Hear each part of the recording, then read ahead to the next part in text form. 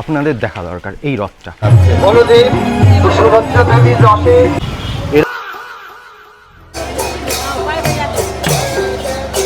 এইখানে একটা আবার মজার জিনিস বলি, যেটা শুনে আপনারা হাসতে হাসতে মরে যাবেন। এখনো টোল নেওয়া হয়। সবাই যে বলছিল এই যে টোলগুলো আর নেয় না নাকি। চলুন রথ দেখে আসি। আজকে আমি সাইকেল নিয়ে যাচ্ছি।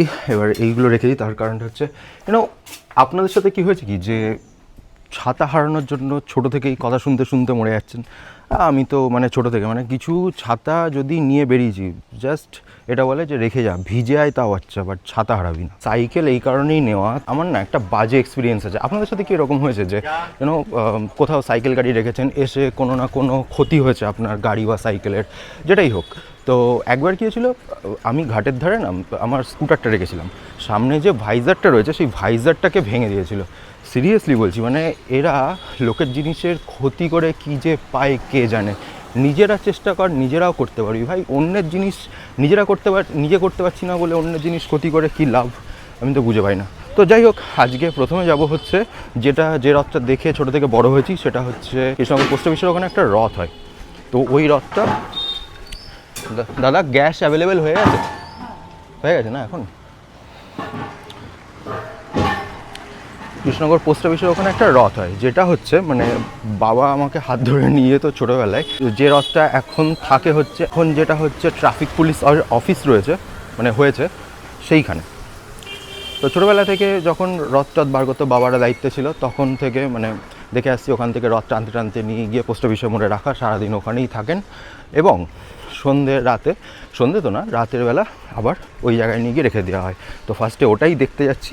আজকে একটু তুলনামূলকভাবে মনে হচ্ছে যে ভিড়টা রাস্তায় একটু কম, যেহেতু ন্যাশনাল হলিডে। এই গাড়িগুলোকে বন্ধ করা দরকার। দেখুন কি অবস্থা রাস্তাগুলো ঠিক করে দেওয়া দরকার। এখন যাচ্ছি পোস্ট অফিস মোড়ের দিকে। এই পাশটায় জজ কোর্ট, পেছনে ফোয়ারার মোড়। আমি যা দেখতে পাচ্ছি ওইখানে ওই যে রথ বেরিয়ে গেছে। স্বাভাবিক বেরিয়ে যাবে না কেন, এখন 11:15 বাজে ভাই। আর এই রাস্তার দুপাশ দিয়ে না এই যে মেলার যাবতীয় যে জিনিসগুলো বসে, জিলাপি, লুচি বলছি, কী সব বলছি, জিলাপি, বাদাম ভাজা, আরও যেসবগুলো বসে সেই সবগুলো এই দুপাশ দিয়ে বসে। আশা করছি, কথা এত জড়িয়ে যাচ্ছে কেন কে জানে। আর আশা করছি রাতের বেলা দেখতে পাবো। অলরেডি বসে গেছে ওই যে মাটির পুতুল। এইখান থেকে মাটির পুতুল কিনে ঝুলনে ব্যবহার করতাম। টোটো কৃষ্ণনগরে একটা বিগ ইস্যু, সিরিয়াসলি এরা সামনে পেছনে কোথাও দেখে না। আর এইসব মানুষগুলো থাকার জন্য দুনিয়া কোনো দিন পরিষ্কার পরিচ্ছন্ন হবে না, যতই গভর্নমেন্ট চেষ্টা করে নিক। সাইকেলটা কোথায় রাখবো সেটা একটা বিগ ইস্যু এখন। এটা পোস্ট অফিস মোড়, আর এইটা পোস্ট অফিস রাস্তার ওই পাশে। আর এইটা কৃষ্ণনগরের ক্লক টাওয়ার, আর এইটা রথ। Let's go. রাস্তা পার হওয়া কৃষ্ণনগরে ভাই একটা বিরাট বড় চ্যালেঞ্জ বলতে গেলে এখন। বাহ, ছোটো ছোটো রথ নিয়ে এসছে, ভালোই লাগছে। দেখি ভাই একটু, বাহ সবাই বেশ সুন্দর সুন্দর রথ করেছে। চলুন ওখানে যাওয়া যাক। কত করে গো এটা? 15 টাকা। ওকে, না না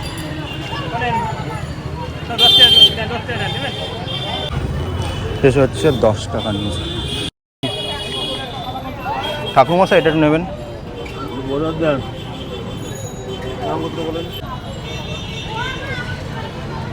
এই যে এইখানে ভেতরে জগন্নাথ, বলরাম, সুভদ্রাজি বসে রয়েছে না, আর ওপরেও দেখতে পাচ্ছি এই যে ওপরে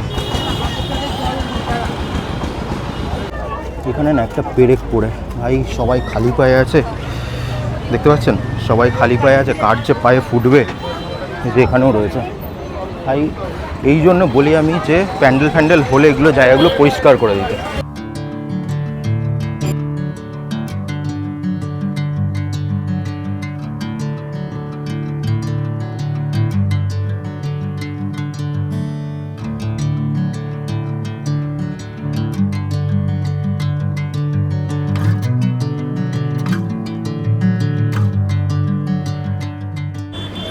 কখনো দেখছি রোদ, আবার কখনো দেখছি আমি একটা কি দেখলাম, যাই হোক আপনারাও হয়তো দেখেছেন, যাই হোক কখনো দেখছি রোদ, আবার কখনো দেখছি যেন মেঘলা করে বসে রয়েছে।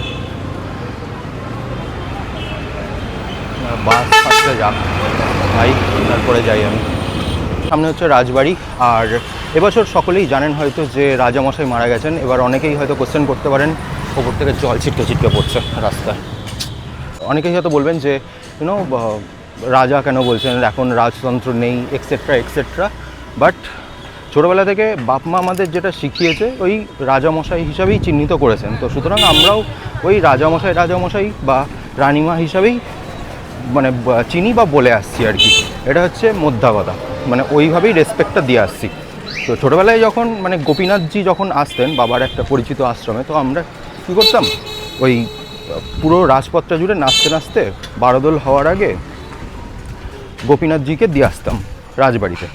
তো রানিমাও তখন আমাদের মিষ্টি খাওয়ার জন্য পয়সা দিতেন। ভাই রাস্তাগুলো কি, যাই হোক এদিক দিয়ে যাই। এইবার যেখানে নিয়ে যাচ্ছি সেই জায়গাটা হচ্ছে আরোই স্পেশাল একটা জায়গা। এইটা আপনাদের দেখা দরকার, এই রথটা। তার কারণটা কেন বলছি, এই রথটা হচ্ছে রাজামশাইয়ের সময়কার রথ, মানে রাজা কৃষ্ণচন্দ্রের সময়কার। গেস করতে পারছেন জায়গাটা কোথায়? কৃষ্ণনগরের মানুষজন হয়তো বুঝে গেছেন, কিন্তু বাইরের মানুষজন হয়তো জানবেন না, বাইরে থেকে যারা আমাকে দেখেন বা আমার ভিডিওগুলো ফলো করেন। কে কে চিনতে পারছেন বলুন তো? ওই যে রথ বেরিয়ে গেছে, আমি হয়তো লেট করে ফেলেছি।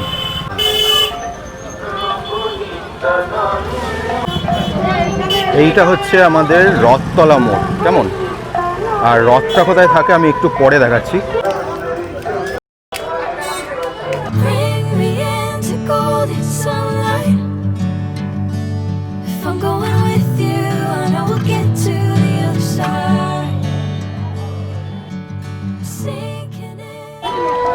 ভাই এখানে সবাই জানে যে রথ হয়, বাট এটা তো ভেরি ব্যাড ম্যানেজমেন্ট। এবার দেখা যাক, দেখি দাদা একটু।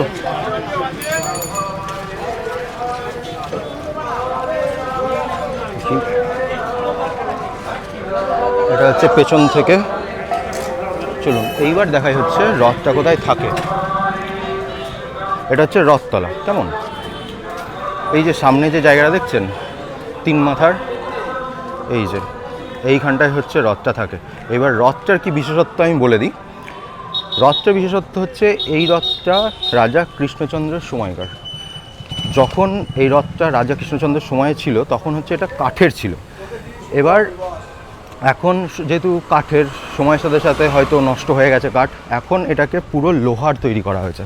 ওই যে গাড়িগুলো এসছে, গাড়িগুলোর খোলা পেয়েছে চলে এসছে, গাড়িরও কোনো দোষ নেই। বাট আনন্দময়ীতলার ওখানে আমার মনে হয় যে গাড়িগুলোকে ডাইভার্ট করে দেওয়া দরকার ছিল, কিন্তু ডাইভার্ট হয়নি, গাড়ি চলে এসছে। এটা বলবেন এবার যে রথ এখানে রাখার রাস্তার ওপর কেন রেখেছো? ভাই এটা না আজকের প্রথা না, এটা হচ্ছে মানে ছোটোবেলা থেকে দেখে আসছি। এইবার যেখানে যাচ্ছি সেটা হচ্ছে শক্তিনগর বা শক্তিনগর হাই স্কুলের যে মাঠটা, সেইখানটায় একটা রথ হয়। তো সেটা আশা করছি বেরিয়ে গেছে, কারণ আজকে আমি প্রচুর লেট, সকাল থেকে এডিট করতে করতে অনেকটা লেট করেই বেরিয়েছে। অন্যবার কী হয় মানে তাড়াতাড়ি বেরোই সকাল সকাল, রথটা যেখানে থাকে সেখান থেকে টেনে যে যে জায়গায় রয়েছে দেখালাম, সেই জায়গায় টেনে টেনে নিয়ে যাওয়া হয়।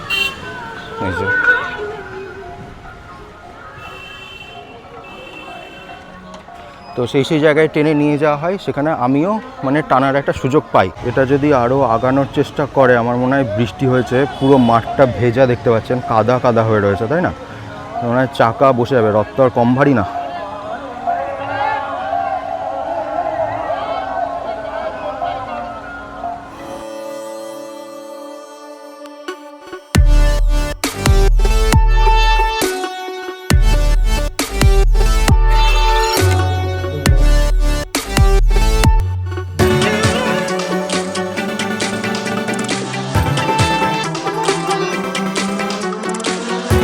যেটা দেখতে পাচ্ছি রথটাকে রিপেয়ার করার সময় এসছে, এই যে দেখুন।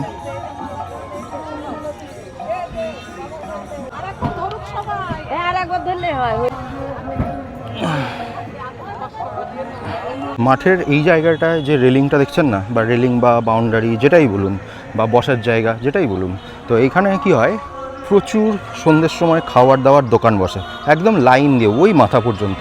আর এইখানে সবাই বসে পড়ে, মানে যে সন্ধ্যের সময় যে টাইমটা, অনেক গুরুজনও আসেন, অনেক অল্প বয়সী স্কুল পড়ুয়া বা কলেজ পড়ুয়ারাও রয়েছে এখানে বসে বেশ সুন্দর হাওয়া দেয়, সময় কাটে বেশ ভালোই। আর আমার লিটল খিদে পেয়ে গেছে, তার কারণটা হচ্ছে কি, সকালবেলা আমি অল্প খাবার খেয়ে বেরিয়েছি। ইনফ্যাক্ট এতটা রাস্তায় সাইকেল নিয়ে চলছি তো, মানে খিদে পেয়েছে লিটল। এইখানে একটা আবার মজার জিনিস বলি, যেটা শুনে আপনারা হাসতে হাসতে মরে যাবেন। চড়ক পুজো হয় এখানে, হ্যাঁ। এবার চড়কে কি হয়েছে, প্রচণ্ড তেড়ে বৃষ্টি এসছে, এবার আমি আর আমার এক বন্ধু এখানে এসেছিলাম। তো ওইখানটায় দেখছেন, ওই যে একদম আমার আঙুলের সোজাসুজি, আমি দেখাই ভালো করে, এই যে এই একদম আঙুলের সোজাসুজি ওইখানটায় কী করেছে, এবার ওই দুদিকে দুটো বাঁশ দিয়ে ওখানে একটা জিলাপির দোকান ছিল। এবার ঝড় উঠে বৃষ্টি শুরু হয়েছে। এবার ঝড়ে কি হয়েছে, ওই যে ত্রিপলের যে বাঁশগুলো লাগানো ছিল ওই বাঁশগুলো হিলে গেছে।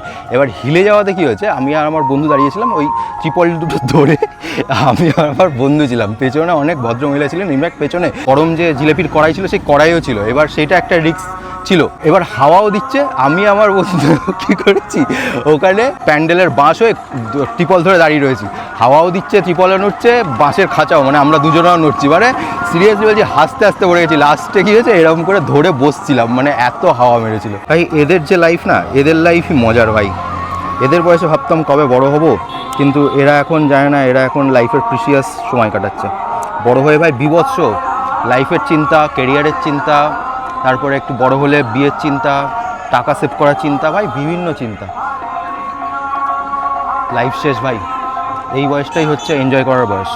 এখনও টানছে, কিন্তু আমার যদ্দূর মনে হয় ওখানে না চাকা বসে গেছে, ভিজে মাটি তো। যাই হোক, আর তেড়ে রোদ দিয়েছে ভাই, তেড়ে রোদ দিয়েছে। এখানে একটুখানি বসেছিলাম, মানে বসতে দিল না। আর সবাইকে বলার যে ভিডিওটা যদি ফিডে আসে, দেখছেন এতক্ষণ দেখে ফেলেছেন, একটা লাইক দিয়ে দেবেন। ভিডিও রিটেনশনে আমার একটু হেল্প হয়ে যাবে। বাকি অন্য জায়গায় যাওয়া যাক এবার। জয় জগন্নাথ, ওই তো আগিয়েছে।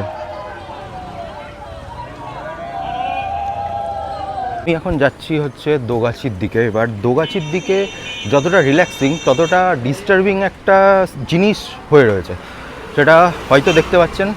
আরেকটু ভালো করে দেখতে পাবেন, সেটা হচ্ছে বোঝাও যাচ্ছে না যে কোনটা বেশি গর্ত জলের জন্য।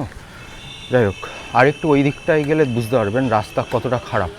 রাস্তাগুলো সারাচ্ছেও না, ইনফ্যাক্ট অনেক দিন ধরে এরকম খারাপ হয়ে রয়েছে। আমরা যখন ছোটো ছিলাম না, তখন কী হয়েছিল যে এই দিকটা ঘুরতে আসতাম, এই দিকটা মানে আমাদের ওই শহরের ওই দিকের থেকে শান্ত ঠান্ডা এরকম একটা পরিবেশ থাকতো, যেটা খুবই মনোমুগ্ধকর ছিল আর ভালোও লাগতো। মানে স্ট্রেস কাটানোর জন্য এই দিকে হালকা হালকা করে ঘুরতে আসতাম। এইবার দেখাচ্ছি কেন বিরক্তিকর।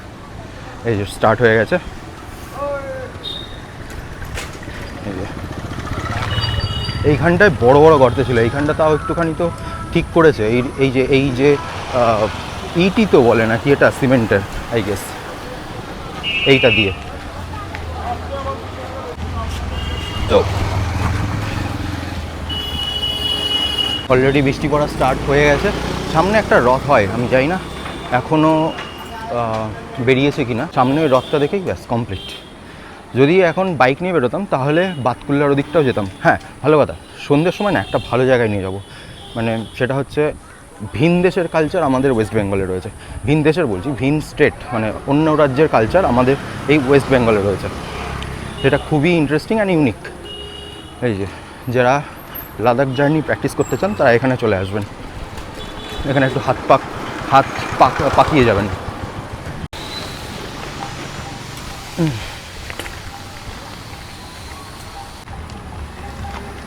যাবেন তো দাদা, কিন্তু সামনে হচ্ছে লিটিল একটা নদী রয়েছে, ওটাকে পার করে যেতে হবে। এই যে নদী চলে এসছে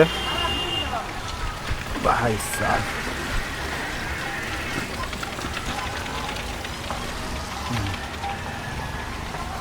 আরে দাদা চলো। এই যে ও ভেতরে পুজোও হচ্ছে, কীর্তনও চলছে।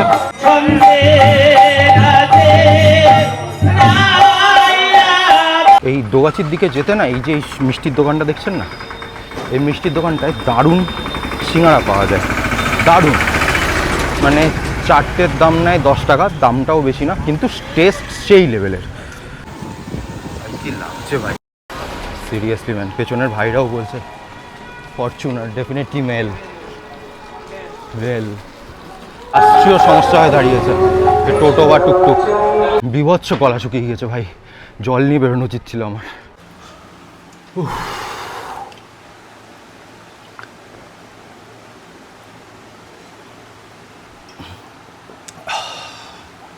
Well, good afternoon everyone. এখন যাচ্ছি হচ্ছে নবদ্বীপের কিছু রথ খুব ফেমাস, তো সেইটাই কভার করতে যাচ্ছি। তো যাত্রাপথে দেখছি একটা মানে শোভাযাত্রা বেরিয়েছে, রথেরই হবে আই গেস।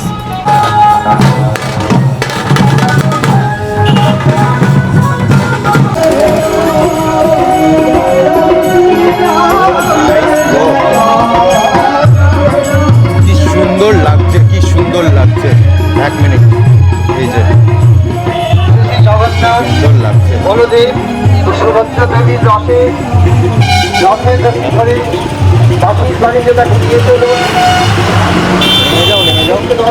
আর একটা জিনিস দেখুন, কি সুন্দর সূর্য উঠেছে। মানে সূর্য উঠেছে মানে কি, সূর্য উঠেই ছিল, মানে মেঘলাটা কেটে গেছে আর কি, বেশ ভালোই লাগছে। আগের বার কী হয়েছিল যে প্রচণ্ড বৃষ্টি, মানে এই রাস্তা দিয়েই যাচ্ছিলাম, প্রচণ্ড বৃষ্টি হয়েছিল। আর ইনফ্যাক্ট সকাল থেকে অনেক বৃষ্টি হয়েছে, গাড়িতে এইসব নোংরা টোংরা দেখে বুঝতেই পারছেন। আর সামনে এই জায়গাটা হচ্ছে নৃসিংহদেব তলা, অনেকেই হয়তো জানেন বা চেনেন জায়গাটা। এ রাস্তায় যেতে যেতে এত গ্রিনারি পাওয়া যায় না, মানে এই দিকটা দেখুন, মানে মনে হয় যেন 2-4 মিনিট একটু রাস্তার পাশে দাঁড়িয়ে থাকি। কিন্তু সমস্যাটা একটাই, ভাই ডগেশ, ওকে। তো প্রবলেমটা কোথায়? প্রবলেমটা হচ্ছে এই রাস্তায় এত উঁচু উঁচু বাম্পার না, তা কী বলবো। আঙ্কেল হেলমেটটা পরুন। ও সালা, আমি কি শুধু হেলমেট পরে আছি? কেউই তো হেলমেট পরেনি। এখনও টোল নেওয়া হয়। সবাই যে বলছিল এই যে টোলগুলো আর নেয় না নাকি। আর এই যে বাম্পার, ভাই মানে 2 চাকা বাইকের জন্য এই বাম্পারগুলো খুবই উঁচু, মানে পড়ে যাওয়ার সম্ভাবনা থাকে। আর দুদিক দিয়ে দেখুন কি সুন্দর সুন্দর গামছা, মানে ডিজাইনওয়ালা, এক একটা রকম ডিজাইন। দেখুন দারুণ লাগছে দূর থেকে, কালারফুল। সেই সাথে চলে এসেছি গৌরাঙ্গ সেতু বা ব্রিজ, কি সুন্দর লাগছে, বাহ, পাট মেলছে, নাইস।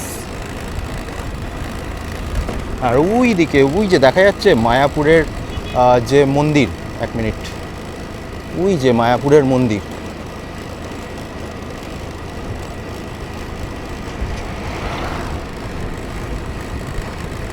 আকাশটা সেরা লাগছে, সেরা লাগছে আকাশটা।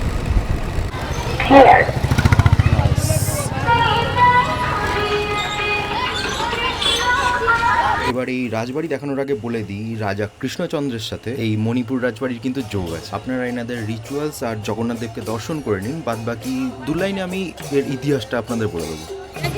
বাহ,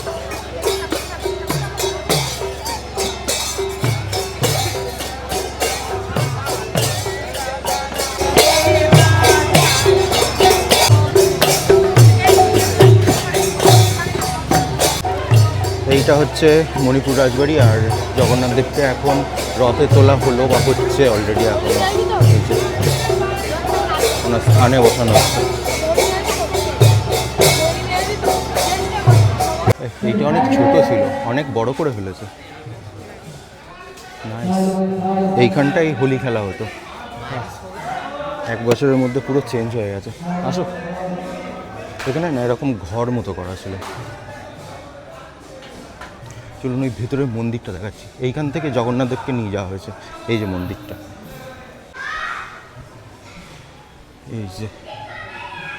এই যে অনুপ মহাপ্রভুর মন্দিরটা দেখছেন না, এইটা 2020 সালে কিন্তু হেরিটেজ প্রপার্টি ঘোষণা করা হয়েছে।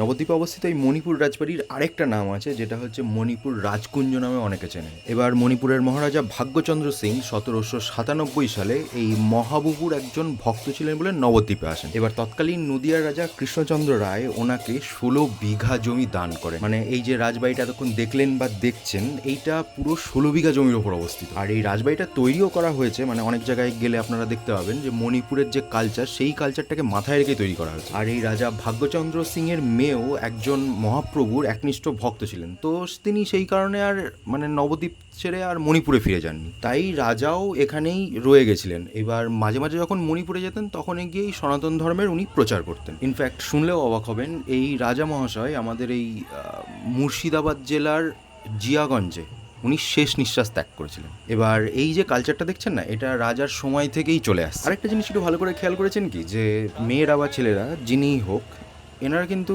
মণিপুরের যে ড্রেস কোড ওনাদের, সেটাই কিন্তু পরে আছেন। এরকম একটা জিনিস দেখে বা জানতে পেরে আপনাদের কেমন লাগছে কমেন্ট অবশ্যই বলবেন।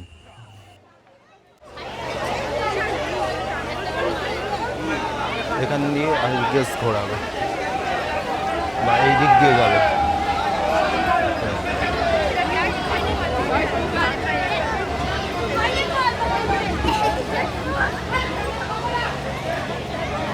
অনেক আমাদের এখানকার লোকাল মানুষও আসেন এই জিনিসটাকে যেন উপভোগ করতে।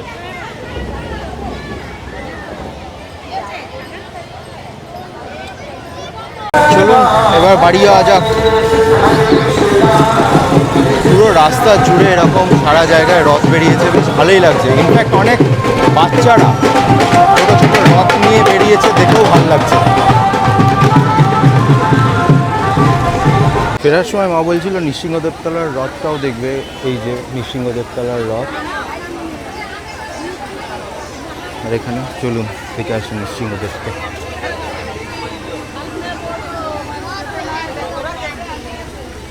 সন্ধ্যে হয়ে গেছে তো একটু অন্ধকার অন্ধকার হয়েছে, দেখায় মন্দির বোধহয় খোলা রয়েছে, আই গেস। না, মন্দির বন্ধ হয়ে গেছে। এটা হচ্ছে নৃসিংহদেবতলার রথ।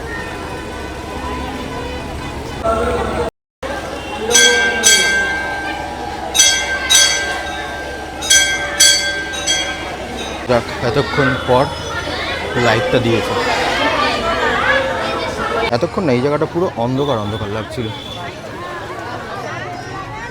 হেলমেট পরে থাকলে না কানগুলো কেমন মানে তালা তালার মতো ধরে রাখে, মানে কেমন খুললে মনে হয় যেন সেই শুনতে পাচ্ছি না, এরকম একটা খানিকক্ষণের জন্য, কয়েক সেকেন্ডের জন্য মনে হয়। যাই হোক, খুলে একটা রেস্টুরেন্টে বসে আছি। কী বলছো বলো? এগ রোল, আচ্ছা থ্যাংক ইউ। এগ রোলটা কেমন লাগলো আমার? ঠিকঠাক, বেশি দিয়ে ফেলেছে, টক লাগলো একটু।